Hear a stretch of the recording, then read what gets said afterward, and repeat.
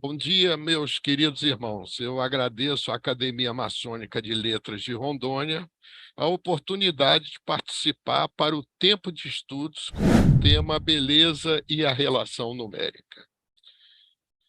E então, antes de falar, de nós começarmos, eu queria fazer um preâmbulo em relação à beleza, que faz parte muito importante da nossa vida maçônica e dos nossos estudos. A beleza, filosoficamente, na maçonaria, ela representa o ideal do sentimento, expressa o simbolismo, a estética, a deidade pai e mãe, a soma das dualidades e das virtudes, o organicismo.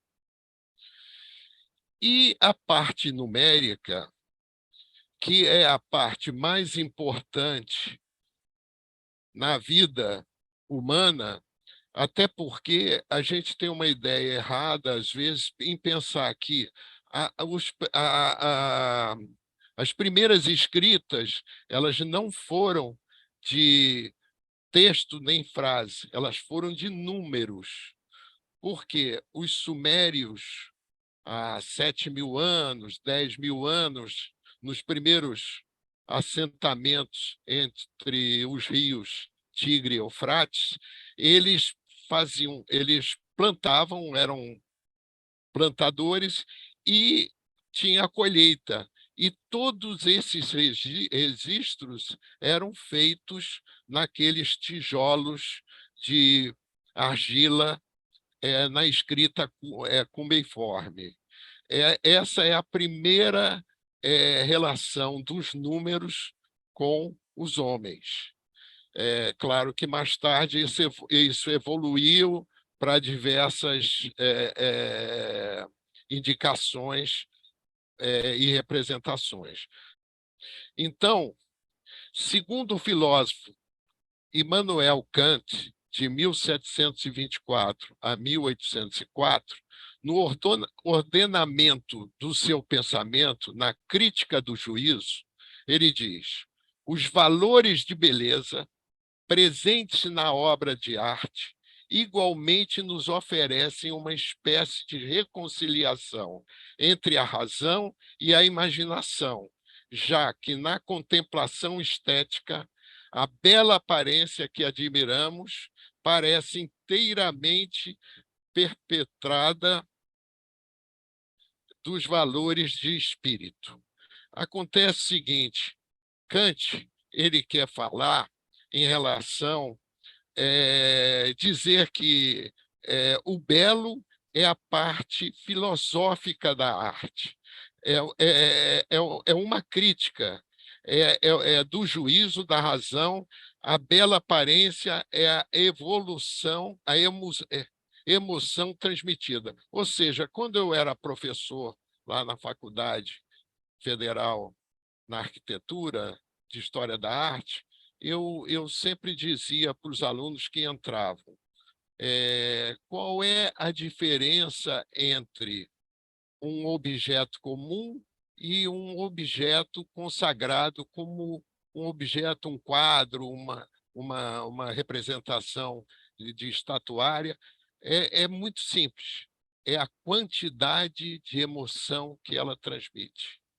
Essa é a diferença entre o objeto de arte que nos traz a beleza e nos gratifica a razão e a imaginação e nos traz a contemplação estética com a bela aparência. É isso que Kant quer dizer. Aquilo que eu tinha falado, a arte é tudo aquilo que os homens chamam de arte.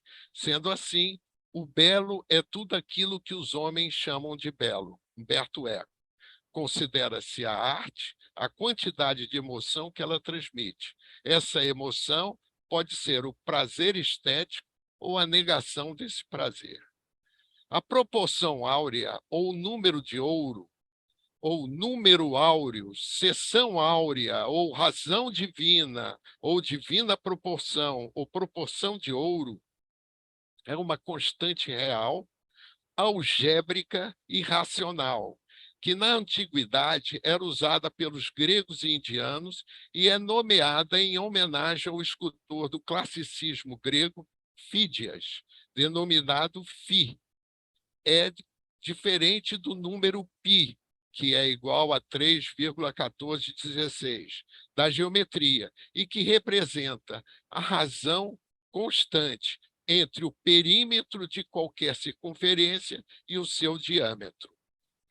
O matemático italiano Leonardo Fibonacci detalhou sobre a sequência em 1202, que é a divisão entre um termo e seu antecessor, e se aproxima do número constante φ, 1,6180339,8 e por aí vai, dependendo da divisão que a gente vai ver mais adiante.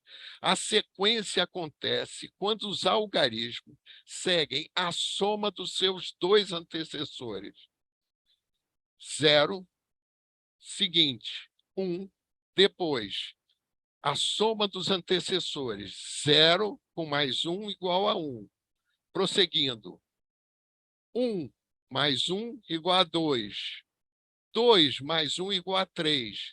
Depois, 3 mais 2 igual a 5. 5 mais 3 igual a 8. 8 mais 5 igual a 13.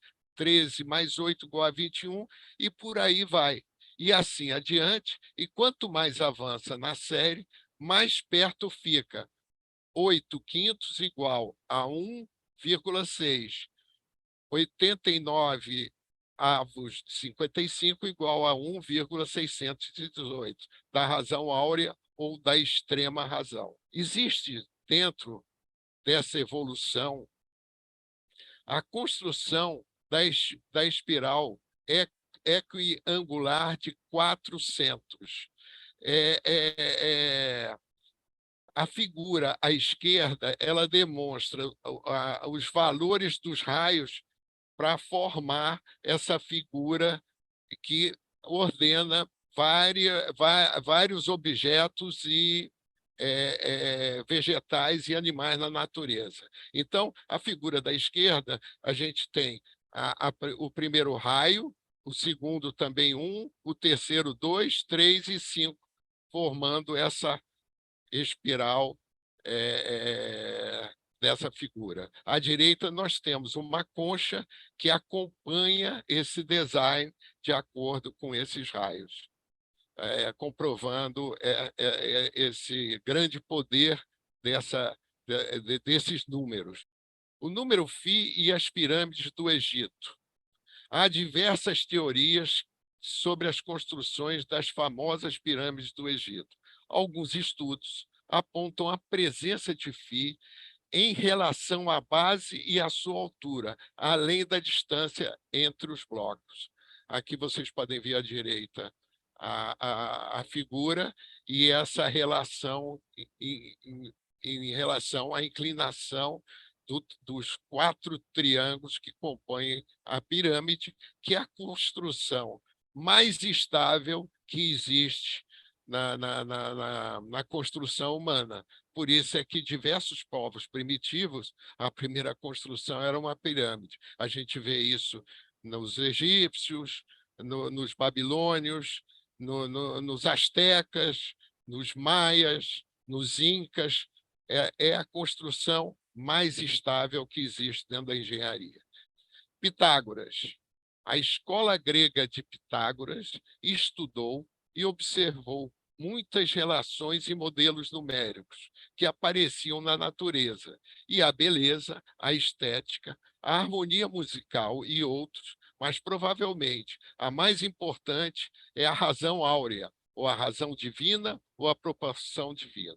Em 500 a.C., a divisão áurea já era conhecida na escola pitagórica, influenciando a corrente da filosofia grega, por onde passaram os mais influentes filósofos pré-socráticos. O número de ouro inspira a poesia, música e as artes plásticas por suas formas harmoniosas. Essa razão, correspondente à proporção divina, chamada assim por alguns estudiosos, que acreditavam que o número φ apresentasse alguma mensagem do Ser Supremo, já que está presente em distintos lugares da natureza. No poema épico grego Ilíada, de Homero, que fala sobre a guerra de Troia, a proporção entre as estrofes maiores e as menores é um número próximo a 1,618, ou seja, φ. Os gregos, na escola pitagórica, representavam um número de ouro através do pentagrama, que contém a proporção áurea em todos os segmentos. O pentagrama é obtido traçando-se as diagonais de um pentágono regular. O pentágono menor, formado pelas interseções das diagonais, está em proporção com o pentágono maior, de onde se originou o pentagrama. Pitágoras identificou a divina proporção no pentagrama e passou a utilizá-la como símbolo da irmandade pitagórica. Esse era um dos motivos que levava Pitágoras a dizer: tudo é número, ou seja, que a natureza segue padrões matemáticos. Aqui vocês podem ver a primeira figura do pentagrama, e a relação entre os lados, né? AC sobre CB é igual a CB sobre AB. A proporção é de φ. E depois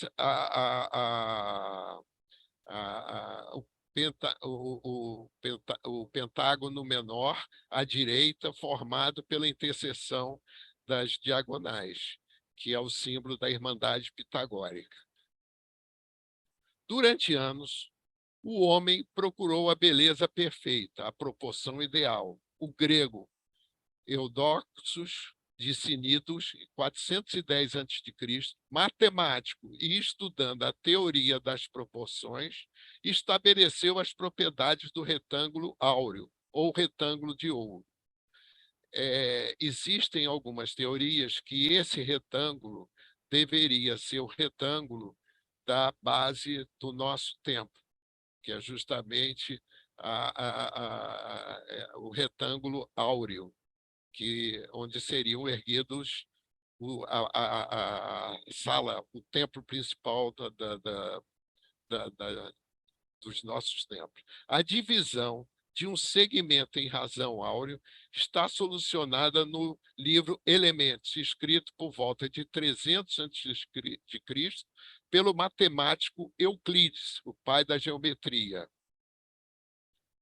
O retângulo de ouro pode ser dividido em um quadrado, em outro retângulo de ouro, em um processo que pode se repetir infinitas vezes, mantendo a proporção. Ou seja, A está para A mais B, assim como B está para A. Então, se vocês olharem na figura, dá para entender essa relação, que é a relação que compõe esse retângulo de ouro. Essas proporções que elas guardam essa relação. Para os gregos, o retângulo áureo ou de ouro representava a lei da beleza matemática. Era o retângulo do qual extraiu-se uma proporção, o lado maior dividido pelo lado menor. Ele aparece em diversas obras da arquitetura e da escultura grega clássicas. O Partenon, construído em Atenas por volta de 430 a 440 a.C., tem em sua base um retângulo de ouro. A profundidade dividida pelo comprimento ou altura, tudo seguia uma proporção ideal de 1,618. E a partir dessa proporção, tudo era construído. Foi a primeira arquitetura humanista, ou seja, dentro das proporções ideais. Esse termo, arquitetura humanista, ela realmente ela foi provocada por essa proporção ideal. Se vocês forem aos outros povos da antiguidade, eles não possuíam essas proporções. A gente pode dar o exemplo do gigantismo dos templos egípcios. Eles não tinham. Chega-se a dizer que essas proporções são humanas porque elas se encontram no corpo humano, que mais adiante eu vou descrever isso. É, Também, mesmo os assírios, os babilônicos, eles não tinham essa proporção, apesar de ter uma construção e uma arquitetura mais leve que as dos egípcios. Durante milênios, a arquitetura clássica grega prevaleceu. E aqui entre nós, prevalece até hoje. A arquitetura moderna também segue essas proporções. A gente pode falar que, recentemente, nos anos 60, 70, apareceu uma arquitetura chamada Mênfis, que era praticamente a cópia da arquitetura grega, um prédio muito importante aí em Nova York, da companhia telefônica AT&T, que é um prédio mais ou menos uns 40, 50 andares, e na parte superior tem aquele triângulo que caracteriza o frontão clássico dos templos gregos. Continuando, durante milênios, a arquitetura clássica grega prevaleceu. O retângulo de ouro era padrão, mas depois de muito tempo veio a construção gótica, com formas geométricas ou arredondadas, que não utilizavam retângulos de ouro grego. Isso por quê? Porque a arquitetura gótica, principalmente os templos católicos, ele queria dizer que ali é a casa de Deus, e a casa de Deus ela é grande porque Deus é grande, e os homens são muito pequenos. Então, a relação, quando se entra num templo gótico, seja na Notre Dame, seja em, em Milano, a gente tem essa sensação, até na igreja da Santa Sofia, em Constantinopla, de São Pedro, em Roma, essas proporções elas fogem por causa desse ideário religioso de representar o homem em relação ao grande arquiteto do universo. Um exemplo é a Catedral da Notre-Dame de Paris, uma das mais antigas catedrais francesas em estilo gótico, que não usa a regra, principalmente essa catedral que a gente chama de gótico clássico. Vocês veem que ela tem poucas, pouca iluminação, poucos vitrais. Ela tem mais na lateral, mas é bem diferente da de Milano e aí a de Colônia também. Prosseguindo. Por volta de 1500, com o retorno do Renascimento, a cultura clássica voltou à moda. Para vocês terem uma ideia, nessa época, a elite europeia chegou a aprender grego e falar grego, de tanto interesse pelos valores da Grécia Antiga. Então, prosseguindo. Michelangelo e principalmente Leonardo da Vinci, grandes amantes da cultura pagã, colocaram essa proporção natural em suas obras. Mas Da Vinci foi ainda mais longe. Ele, como cientista, usava cadáveres para medir as proporções do corpo humano e descobriu que nenhuma outra coisa obedece tanto à divina proporção do que o corpo humano, obra-prima do grande arquiteto. Na figura, o teto da Capela Sistina no Vaticano, representando a criação da humanidade por Michelangelo. Vocês veem na figura à direita, não é? Essa fica no teto, na abóbada de berço, né? Porque é uma abóbada de berço, ela fica no teto da Capela Sistina, e tem a parte principal, essa que é muito conhecida, que é que quando Deus cria a vida, cria Adão, né? Passa a vida para o homem. É uma pintura muito conhecida, muito importante. E o importante disso tudo é que se consegue inscrever justamente essa espiral da divina proporção.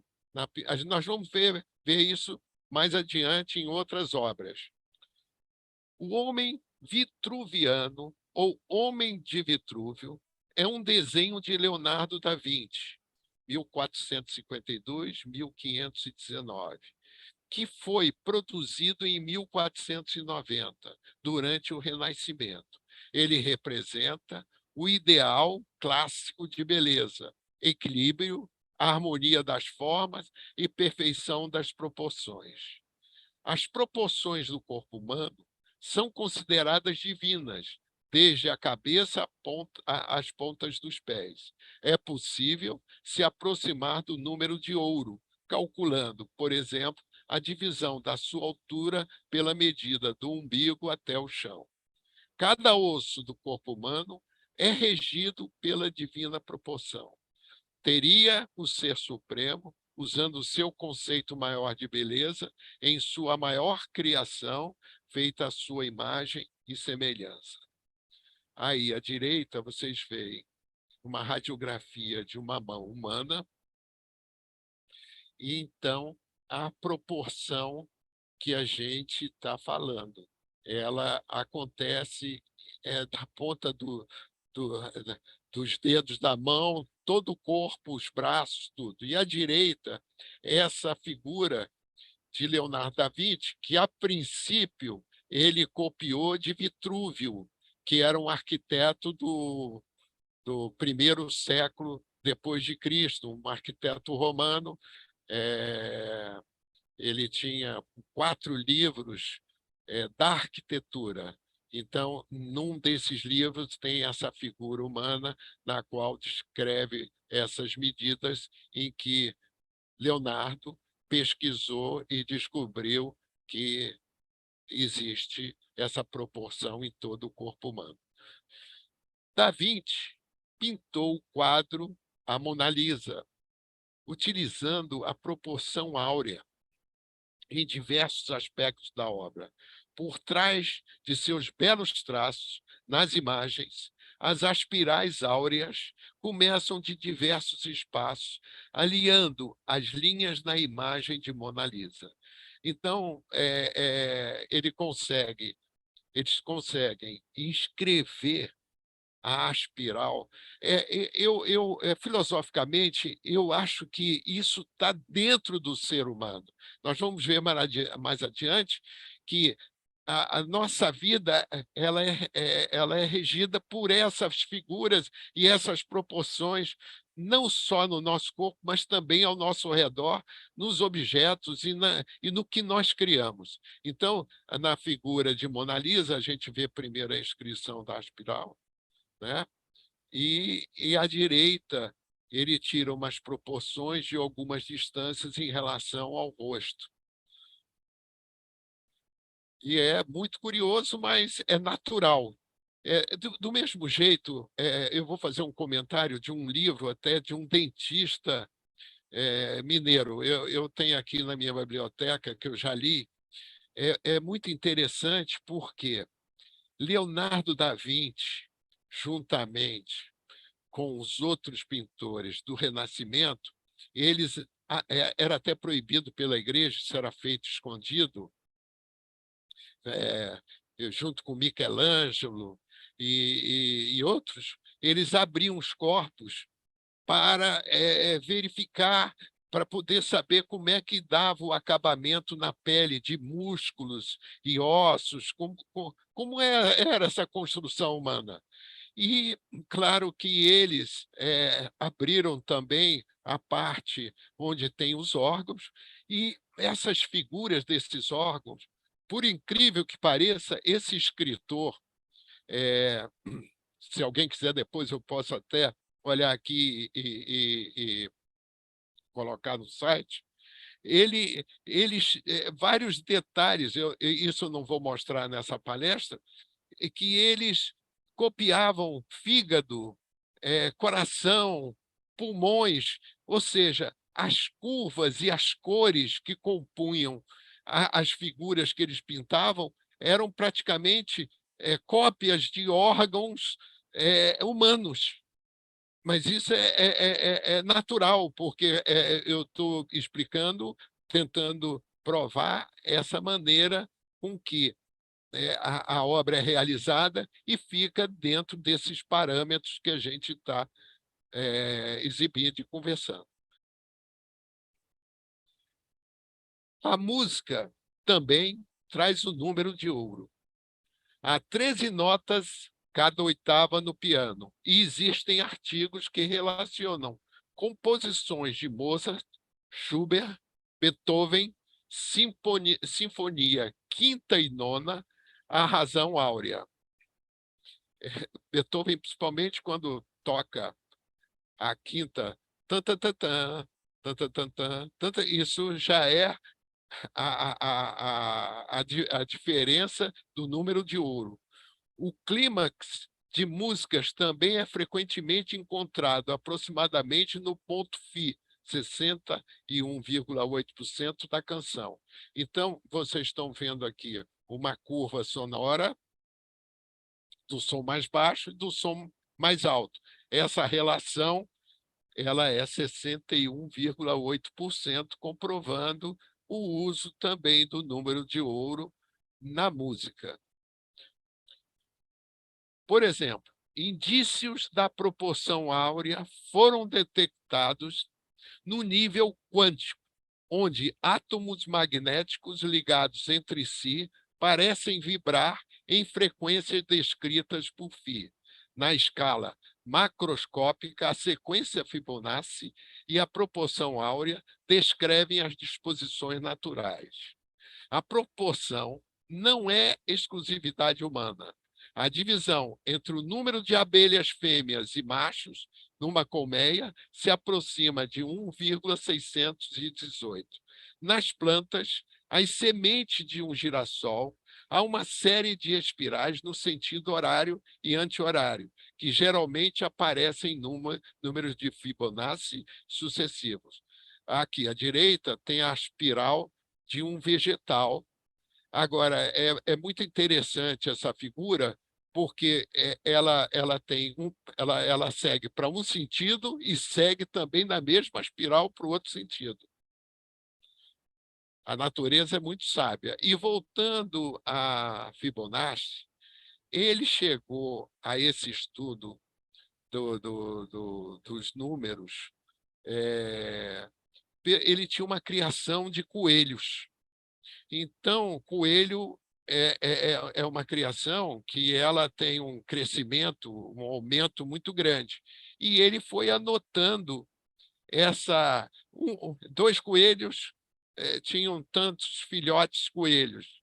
Depois, esses filhotes ele chegou nessa proporção, ele descobriu a proporção pela criação de coelhos, por incrível que pareça. Nas folhas vegetais, principalmente as folhas que estão saindo do caule, existe essa formação que utiliza esses raios na proporção áurea. Isso a gente encontra demais nos vegetais, como já apareceu antes naquela flor. Agora, é uma parte curiosa também. No universo, as estrelas se distribuem em torno de um astro principal, numa espiral, obedecendo à proporção de 1,618. Também, a divina proporção, Kepler, 1571, 1630, foi a beleza perfeita que o grande arquiteto do universo teria escolhido para fazer o mundo. Vocês estão vendo uma imagem do espaço com essa formação que é praticamente inscrita essa espiral dentro dos números de ouro. Também dentro da arte. O quadro O Sacramento da Última Ceia, do pintor surrealista Salvador Dalí, a razão áurea foi utilizada nas próprias proporções do quadro. O quadro tem 2,70 por 1,67, ele é bem grande, centímetro. E nas linhas gerais que determinam a construção pictórica. Todas as linhas estão em relação de φ. A gente fica pensando que só Leonardo da Vinci ou renascentistas, isso acontece durante toda a história da arte. Vocês estão vendo aí um pintor surrealista que praticamente o surrealismo ele vai além da imaginação, ele registra o que existe dentro do inconsciente. Quer dizer, até o que não tem senso, mas nesse quadro dele aí, o Sacramento da Última Ceia, a Última Ceia de Cristo, ele, claro, ele representou a mesa com o fundo e Deus Todo-Poderoso, vocês devem estar vendo essa figura em que aparecem os braços na parte superior e a inscrição de duas espirais, uma na esquerda e uma na direita. Sempre tem alguma coisa ligada a esses números, a esses raios. Modernamente falando, porque se a gente está falando de Gaudí, é de 100 anos atrás, um pouco mais. Uma das obras primas do arquiteto Gaudí, Templo Expiatório da Sagrada Família, Gaudí, 1881. Deverá ser terminada em 2026 em Barcelona. Tem vários elementos inspirados na natureza, como uma escada em espiral, que é caracol, um segmento crescente a partir das medidas áureas sucessivas e que lembra a concha de um caracol em estruturas hiperboloides. Olha só, as proporções, se à direita, na vista geral, do templo, da catedral, né, que a gente chama até de catedral lá de Barcelona, mas não é a catedral, porque tem uma catedral antiga, mas é a nova. Existe a proporção da altura com vários elementos de arquitetura, relação de torres com altura, isso tudo dentro do FI e dentro do design moderno, porque, vamos dizer, 150 anos para cá de antiguidade, né? E aí todas essas proporções foram usadas, às vezes, claro que não foram de propósito, porque um artista como ele, como vários grandes artistas, eles, como Picasso, pegavam um lápis, faziam um desenho, e o desenho ficava extremamente sensível e bonito para que nós pudéssemos apreciar a obra de arte. Claro que eu até, como já fui, lecionei arte, nem tudo é bonito, mas na arte é aquilo que eu falei no início. Ela mexe conosco pela beleza ou pela não beleza. E que hoje também isso é considerado arte. A anti-arte é arte. Então, são os conceitos muito modernos, filosóficos, mudaram completamente a visão do belo para os tempos de hoje. Então, nós temos uma ideia de que é porque é um Picasso, porque é um Leonardo da Vinci, porque isso é aquilo. Não. A arte é muito importante no seguinte sentido: se você não gostar, ela não vale nada. Não adianta o quadro do Picasso custar 100 milhões de dólares, como acontece por aí pelos leilões, e você não gostar. Então, ela tem que transmitir essa sensibilidade, essa emoção, para que a gente possa apreciar o verdadeiro objeto que nos atrai. Hoje em dia, Philip Stark Design é um dos designers mais conhecidos dos últimos tempos, e sua lista de projetos faz jus à sua fama. Entre tantas criações, podemos encontrar hotéis, Hotel Fasano, no Rio, restaurantes, bares, clubes, móveis, coleções de malas e até mesmo iates. Aqui à direita tem um espremedor de laranja desenhado por ele, que também está dentro da proporção de 1,618. A cadeira à direita do desenho aqui dele, que é uma cadeira, daquele tipo de cadeira que você pode acumular uma em cima da outra, também está dentro das proporções. O Philippe Starck é um designer francês, ele também é decorador, por isso que eu falo que restaurantes, bares, clubes, móveis, ele é um grande designer, um grande decorador e um grande arquiteto. E chega até nós a divina proporção nos objetos criados por ele. Uma coisa muito curiosa.